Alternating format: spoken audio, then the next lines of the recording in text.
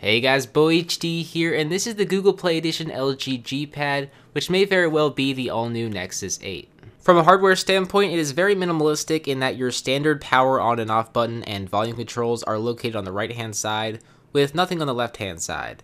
On the top, you'll find the 3.5mm headphone jack, an IR blaster, and an SD card slot, which is really nice to see. On the bottom, you'll find the micro USB charging port with nothing on the front except for the 1.3 megapixel camera and LG logo.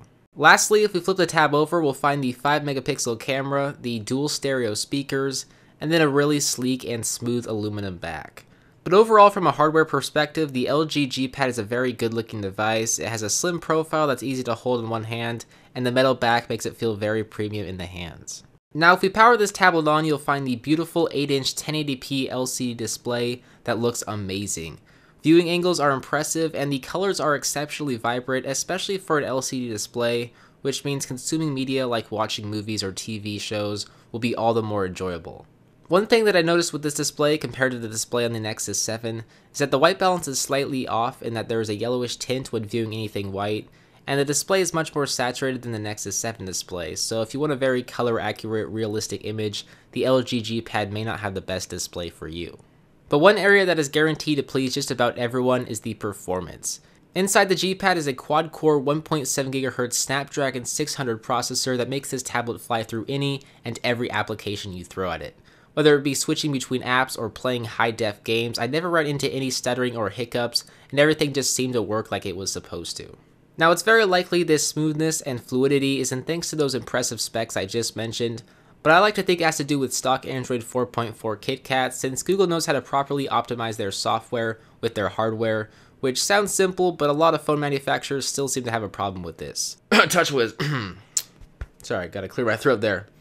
But overall, the software on the Google Play Edition LG G-Pad is what really defines this device, as well, it's a Google Play Edition device, meaning it is running the latest pure stock Android operating system. This means you don't get any bloatware or unnecessary apps, and you don't get LG's custom skin overlaid on Android, which is great because LG's custom skin is pretty ugly and has some bugs that definitely need to be worked out. The only real negative drawback with stock Android is its lack of camera features, which is one area where phone manufacturers really like to make a ton of features for. For example, in stock Android, you're basically limited to a few basic white balance settings, and then just a couple different modes like HDR+ mode and panoramic mode, which, might be just fine for most people, but it would be nice to see some additional camera options. But as for the quality of the pictures, they're really not very good, as the images are a little bit noisy and faded, but since this is a tablet and you really shouldn't be taking pictures with a tablet, it should be able to handle all your picture taking needs. So now that we've talked about the display and performance along with the camera, I think it's about time we talk about the battery life. Now, after using this device for several days now, I found the battery life to be exceptional in that it has no problem lasting me several days on a single charge. This is in part thanks to a large 4600 mAh battery in addition to the stock Android 4.4 operating system, which does a great job at managing the battery life of devices. So I gotta say, if you're looking for a tablet with great battery life among other things, you should definitely look at the LG G-Pad.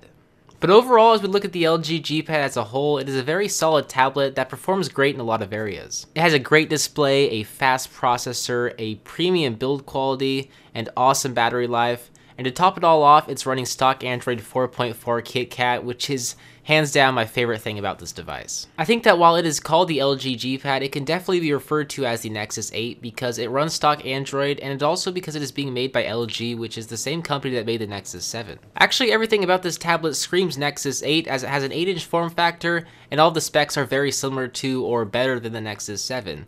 Really, the only major difference between the two is the $349 price point, which is a little high for a Nexus device. I'd say if LG were to knock off about $50 from the price point to bring it down to $300, this would be the perfect Nexus 7 successor. But for a tablet that isn't handcrafted by Google, I'd say the Google Play Edition LG G-Pad is the best option for someone in the market for an 8-inch Android tablet. And since really the defining feature of this tablet is the stock Android operating system, I want to ask you guys, how important is stock Android when buying a new device? Would you prefer stock Android over the latest cutting edge features or specs? I'm always curious to see what you guys have to say, so be sure to let me know what your thoughts and opinions are by leaving me a comment right down below that like button. And if you guys are new to my channel, don't forget to hit that subscribe button right down here so that you can stay up to date with all my latest tech videos. But with that all said and done, that's gonna about do it for this video, guys. If you want to take a look at my review of my personal favorite Nexus wireless charger, you can do so right down below, or you could take a look at the Kindle Fire HDX if that's something that you might be interested in. But as always guys, I'm Beau HD from How To and More. Thanks for watching.